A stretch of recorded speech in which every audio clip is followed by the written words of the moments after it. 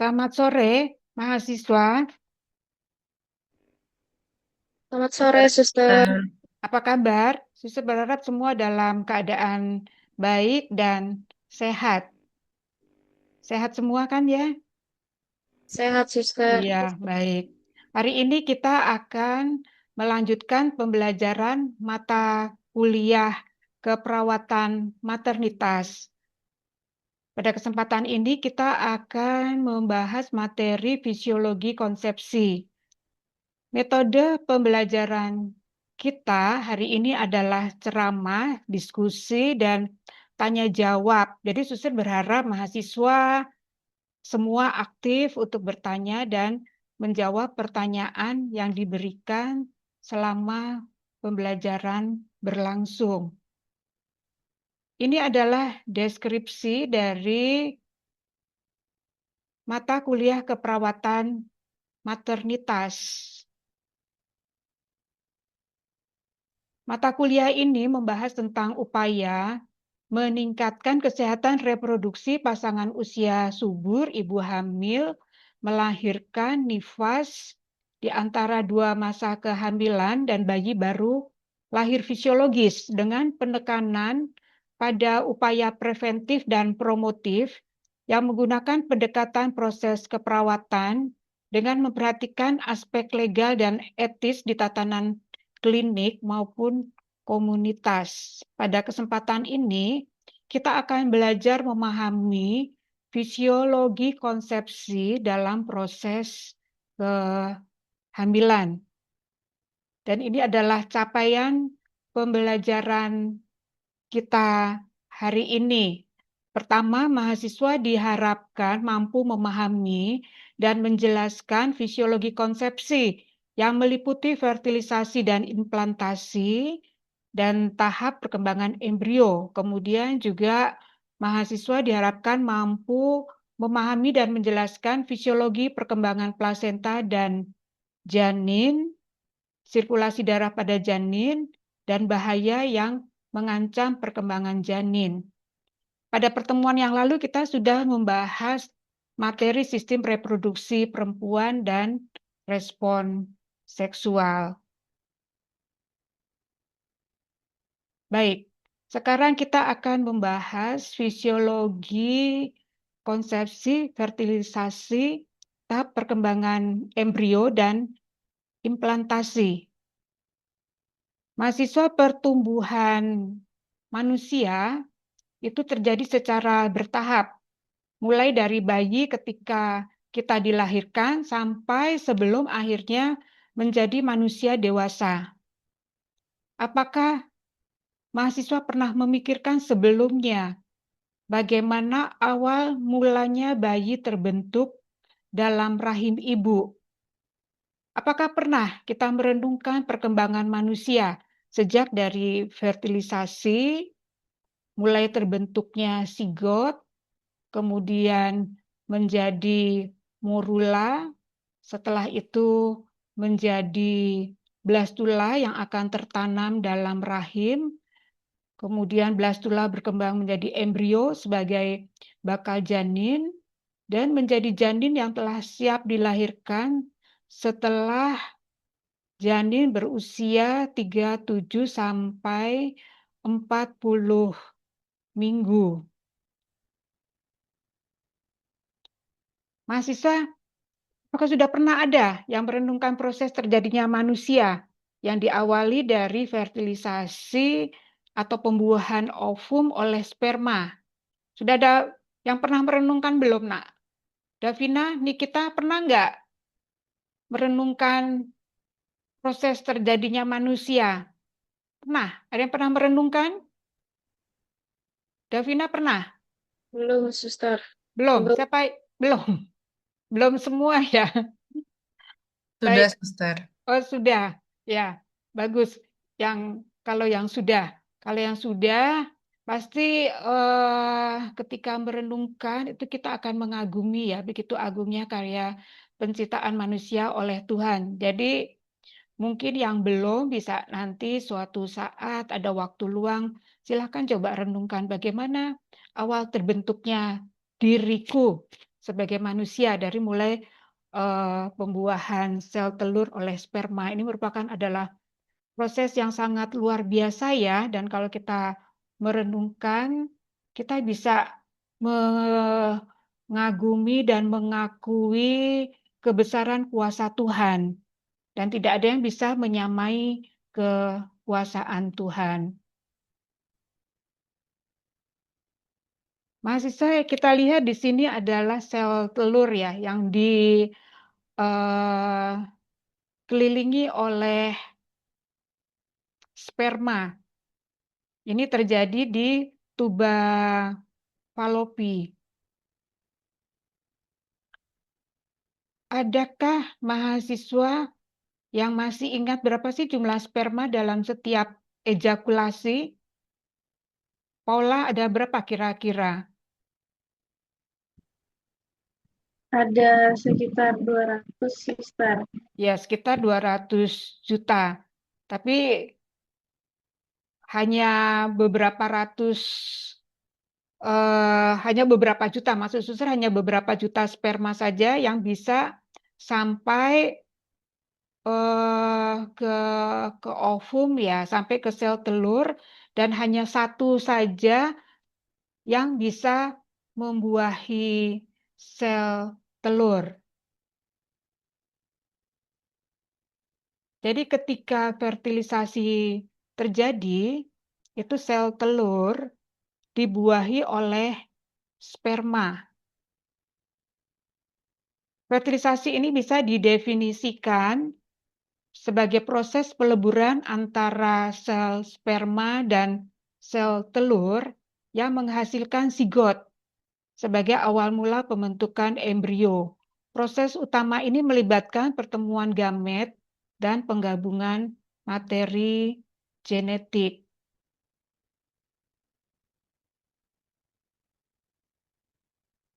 Ketika sel sperma bertemu dan mengadakan penetrasi, itu terjadi sebuah proses pembuahan atau fertilisasi, dan proses ini memerlukan waktu sekitar 24 jam.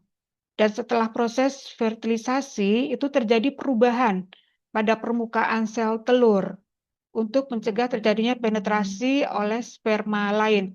Jadi ketika ada satu sperma yang sudah masuk ke dalam sel telur, lalu zona pellucida ini yang mengelilingi sel telur itu tertutup dan tidak ada sperma lagi yang bisa memasuki sel telur.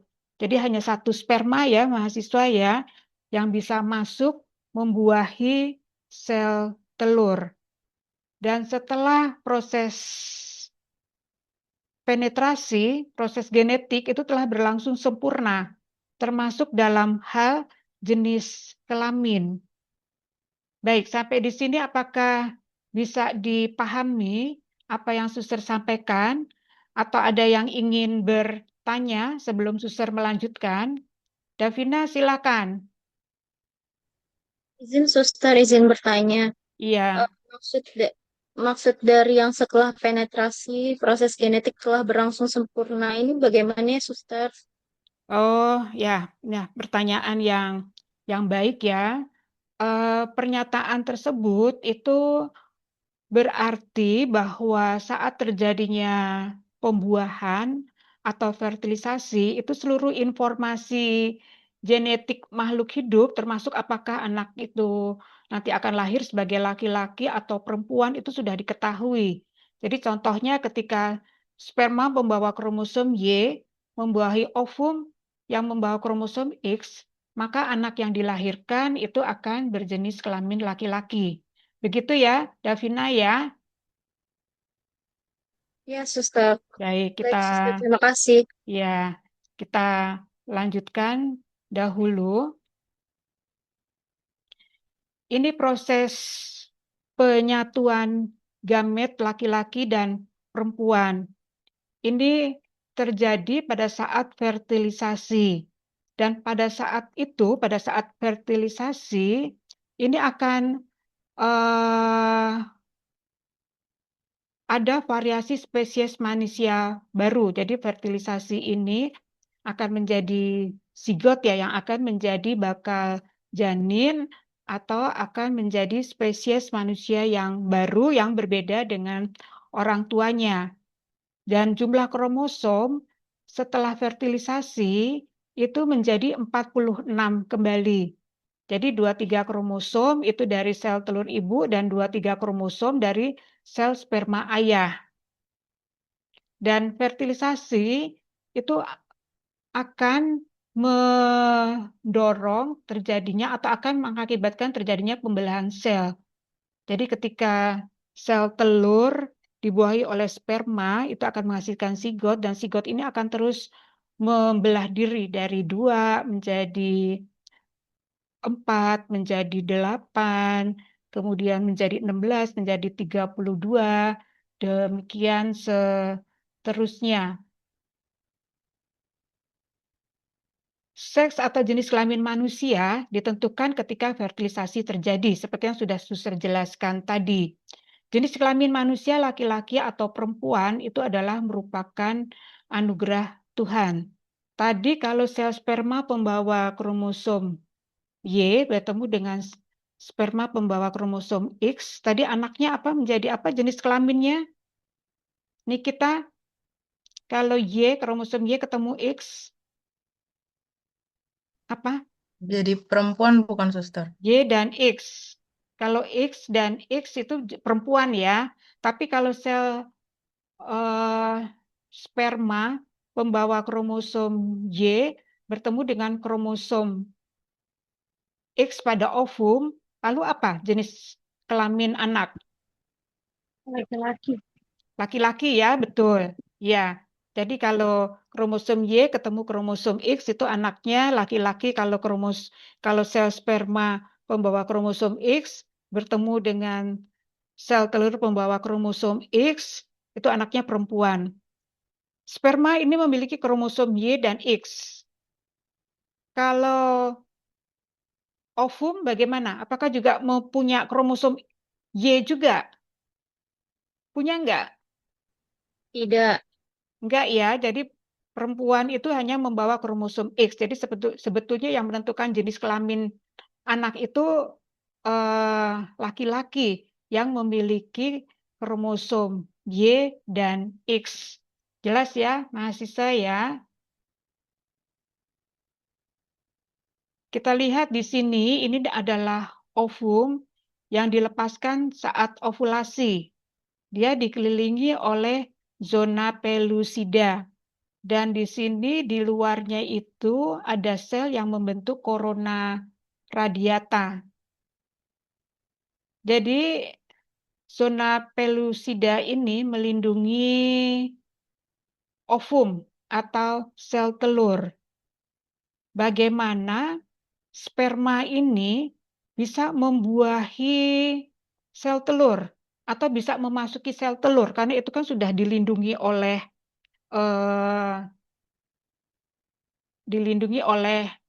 zona pelusida ini ya.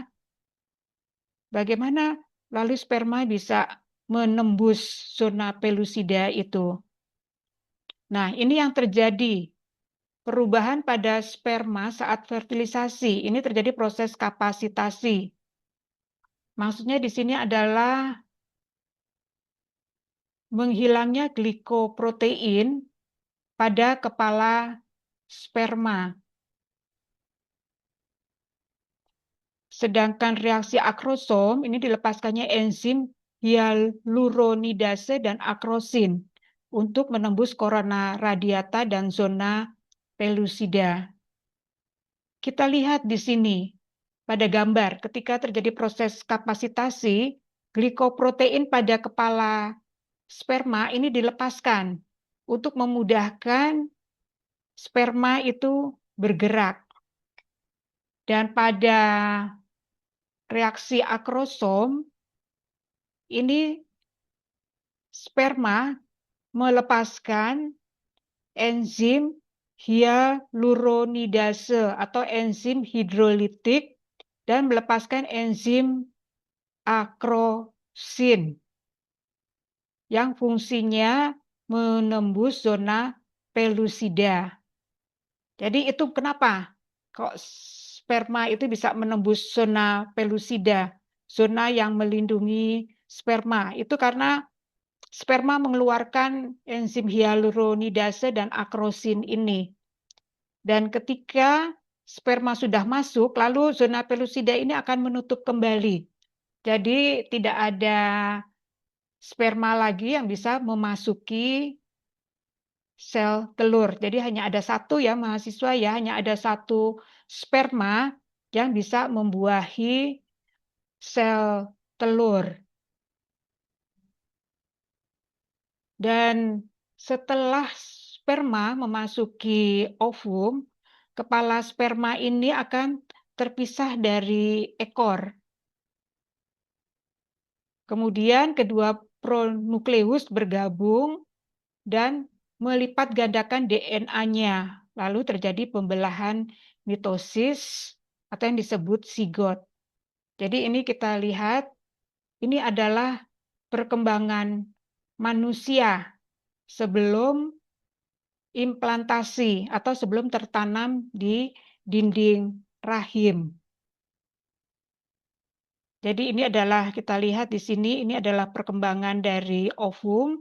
Kemudian kita lihat di sebelah kiri ini proses pembuahan sel telur membuahi sel telur, kemudian menjadi zigot ya. Zigot ini terus membelah diri dari 2 menjadi 4 seperti yang sudah Suster sampaikan di awal, lalu 8, kemudian menjadi 16, lalu 32. Ini yang disebut dengan morula. Ini kita lihat.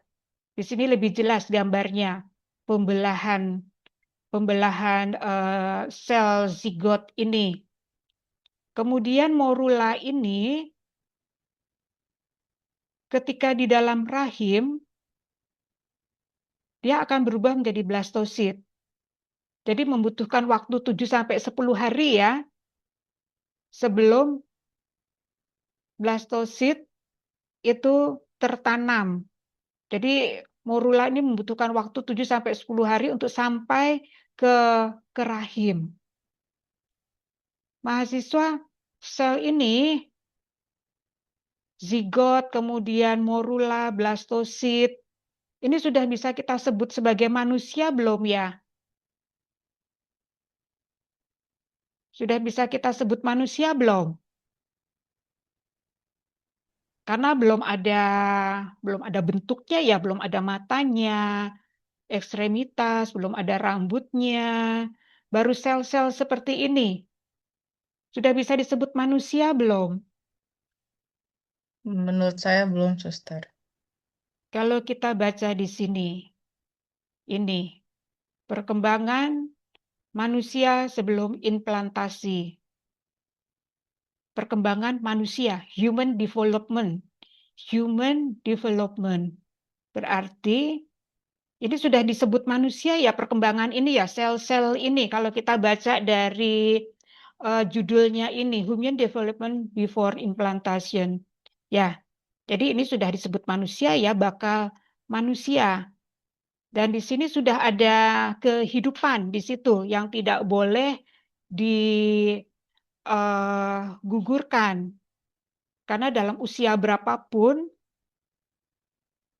itu sudah manusia dan tidak ada yang punya hak untuk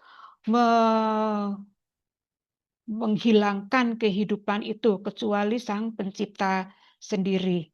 Jadi sekali lagi ini adalah perkembangan embrio atau bakal manusia. Jadi zigot morula itu sudah bisa disebut dengan calon manusia. Jadi kita lihat di sini sel telur yang telah dibuahi itu akan membelah dengan cepat.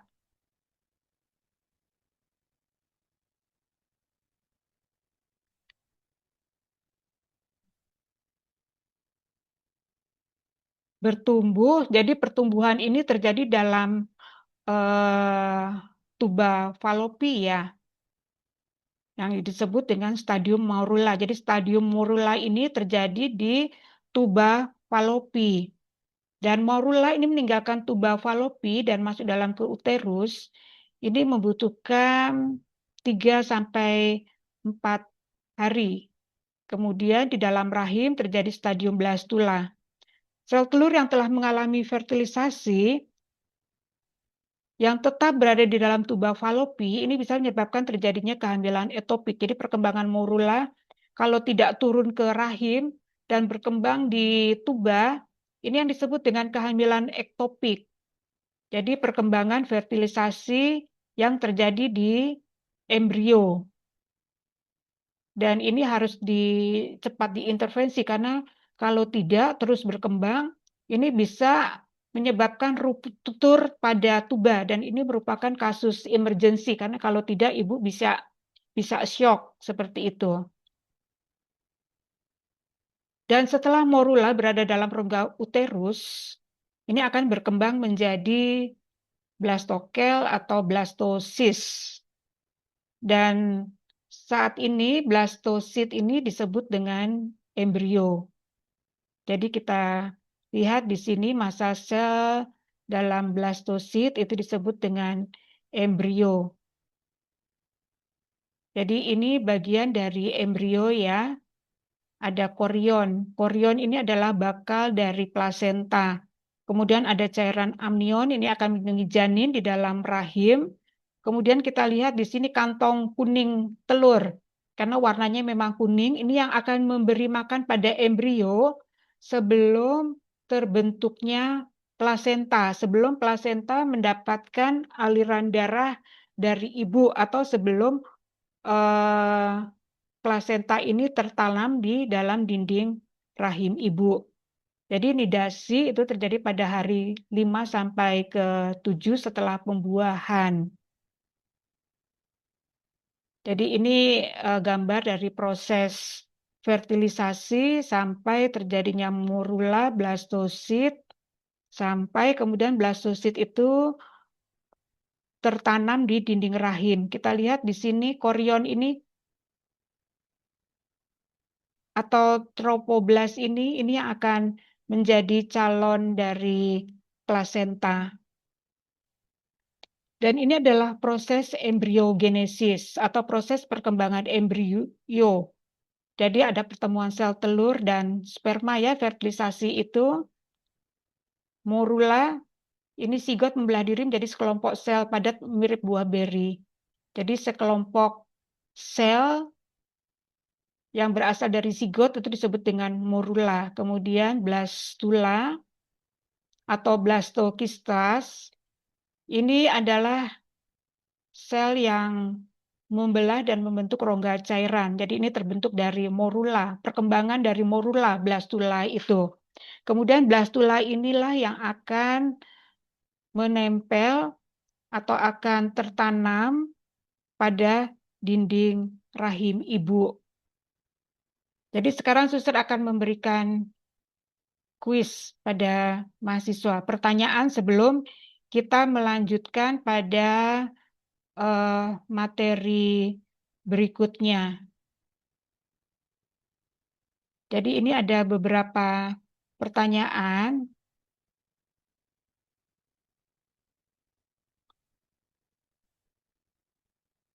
Untuk mahasiswa. Jadi ada 6 pertanyaan ya sebelum kita melanjutkan materi perkembangan plasenta dan janin dan sirkulasi darah pada janin. Sebelum melanjutkan materi ini, suster akan memberi beberapa pertanyaan dahulu untuk mengetahui apakah mahasiswa sudah menangkap apa yang suster sampaikan. Apa yang dimaksud dengan fertilisasi? Siapa yang bisa menjawab? Ada yang bisa menjawab? Fertilisasi, yang dimaksud dengan fertilisasi, apa sih? Apa? Singkat saja. Atau kata lain dari fertilisasi, apa Adinda? Fertilisasi. Fertilisasi itu proses peleburan sel sperma dan sel telur, suster, yang Ya, menghasilkan zigot. iya betul. Jadi pembuahan ya, pertemuan antara sel telur dan sperma. Lalu apa nama hasil peleburan sperma dan ovum? Namanya apa? Ada yang masih ingat? Zigot, suster. Zigot ya, ya. Iya. Lalu yang ketiga, kapan jenis kelamin seorang calon manusia itu mulai dibentuk? Pada saat kapan? Saat spermanya terjadi membuahi ovum, pembuahan. Suster. Ya, betul. Atau pada saat terjadinya fertilisasi ya Nikita ya. Lalu apa yang dimaksud dengan nidasi? Mahasiswa ada yang bisa menjawab, Adinda atau Paula atau Alicia? Apa Alicia? Nidasi. Apa? Tertanamnya embrio dalam rahim ya. Lalu embrio apa? Tadi sudah ada yang bisa menjelaskan embrio? Ini apa? Embrio. Tahap awal perkembangan janin, Suster. Iya, tahap awal perkembangan janin ya. Lalu perkembangan embrio, tadi suster sudah menjelaskan ini. Ya, ada diawali dengan terjadinya fertilisasi dan fertilisasi ini kemudian membentuk zigot dan zigot ini berkembang menjadi morula dan morula ini kemudian berkembang menjadi blastula. Dan blastula atau blastokista ini yang tertanam pada dinding rahim. Baik, mahasiswa, apakah masih ada yang ingin ditanyakan atau sudah cukup jelas yang suster sampaikan? Baik, untuk materi berikutnya, suster berharap mahasiswa sudah membaca sebelumnya ya fisiologi perkembangan plasenta dan janin, lalu bagaimana sirkulasi darah pada janin itu terjadi, dan bahaya yang dapat terjadi pada janin, bahaya apa saja yang dapat terjadi. Nanti kita pertemuan berikutnya minggu depan kita akan membahas materi kedua yang belum sempat kita bahas. Baik, mahasiswa, kita akhiri pertemuan kita dan kita lanjutkan minggu depan. Selamat sore, mahasiswa. Selamat sore, Suster. Terima kasih, Terima Suster. kasih.